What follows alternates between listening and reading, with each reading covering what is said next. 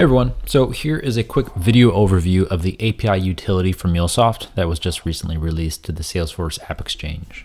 So from a MuleSoft standpoint, one of the major tenets of the platform is the ability to reuse content, right? These REST APIs that you design and develop within the platform can be reused for different projects and make that data readily available within other systems. What this Lightning Web Component provides you is the ability to take those REST APIs that you've designed and developed in MuleSoft and display that in a Lightning Web Component as either a list view or a record view of that API endpoint. With this data that you expose, it needs to generally follow a similar format that I'll go into within the documentation, but it's either a JSON array or a JSON object from that specific endpoint. Some things to note within this Lightning Web Component: it currently only supports GET methods. So there's no way right now to take the data that you're displaying, modify it, and push it back into the system. The data does need to follow the response format that I just talked about. Also, with APIs that you deploy into Cloud Hub or to wherever you deploy these APIs to, they need to be set up with cross-origin resource sharing. So you can either do that with an API policy that you've set up within API Manager, or you can actually add that into the API itself when you design and develop that within Endpoint Studio.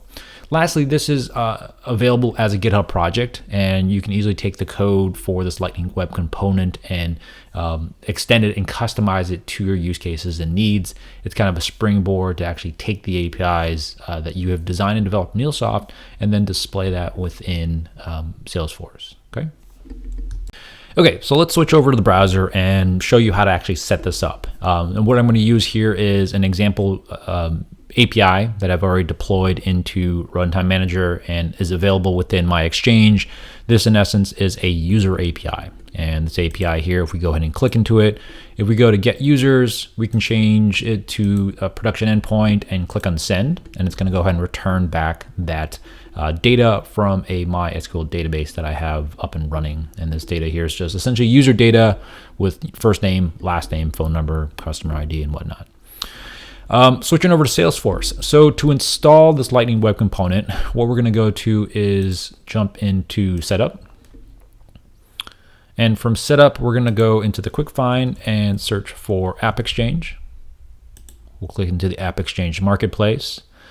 In the AppExchange home, on the search bar, we're going to search for API Utility for MuleSoft. And then we're going to go ahead and change it over to Components. Underneath Components, you can find the MuleSoft API Utility. If we go ahead and click on this, we can click down below here, Get It Now. And this is going to go ahead, ask me to log in. And once I'm logged in, it's going to go ahead and install it into my Salesforce organization. So here it's going to ask me, do I want to install this into the org, or do I want to install this into the sandbox org? In this case, let's go ahead and just install it into the org.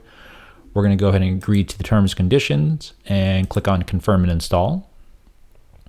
And then for now, let's go ahead and just install it for all users. So we'll go ahead and click on Install again. And then additionally, it's going to go ahead and add a CSP trusted site. The endpoint right now is running in cloudhub.io. If you do have your APIs running in different domains, you're going to have to go into your CSP trusted sites and add additional sites to allow the Lightning Web Component to actually call those APIs. So let's go ahead and click on the checkbox and click on Continue. And it's going to go ahead and install it now and grant access to all users. And then once installation is complete, let's go ahead and click on Done, and we can close this. So now that the component's installed, let's go ahead and switch to the Service app. And we're going to go ahead and add the Lightning Web Component to this home page. So in the top right, we're going to click on the gear icon, and we're going to click on Edit Page. Once the Lightning App Builder loads, let's go ahead and scroll down here on the bottom left under to Custom Managed. We're going to grab the MuleSoft API utility and then drag that and drop that into the screen. So once that's dropped in the screen, you can see it provides us some items that we can configure here. We can go ahead and change the title of this card, and we can say that this is user data. It currently has by default an endpoint that I have up and running it may be down sometimes, but essentially this is an endpoint that I have, made available through my Exchange. So if we go ahead and look at this endpoint here, and we go look at the console, right? This is the endpoint that's up and running, right? It has two endpoints, one for users where you also pass in the user ID. So we're gonna go ahead and click and get, and you can see that it's, provides us information around get users. If we click on send, it's gonna go ahead and hit the endpoint and return data back. So this endpoint is what we're gonna go ahead and populate these fields with. The base URI is just the domain name, and then, if it's HTTPS or HTTP, the path is, the path to get the data from that endpoint. And then if we want to put a default value in for the search box, we can do that as well. But once we have that set up, we can go ahead and click on save. And then we can return back to the page. So once we return back to the page, that component will be here set up. It has the new title. We can click on retrieve all, and that's going to go ahead and make a call to the backend user API that I have running in MuleSoft. And then additionally here, if we go ahead and change this value to one of the other values, say for example 112 here, it's going to go ahead and just return back that single record in a table with the information around that JSON data that was returned back. Okay. And then the last thing I wanted to show for the setup of this component is the API policy. So once this API is deployed into Cloud Hub and you're managing with the API manager, you want to make sure that you set up a policy to enable the cross-origin resource sharing policy. So this policy is pretty easy to set up. You can go ahead and apply a new policy, and you can find that up here in the top of the list.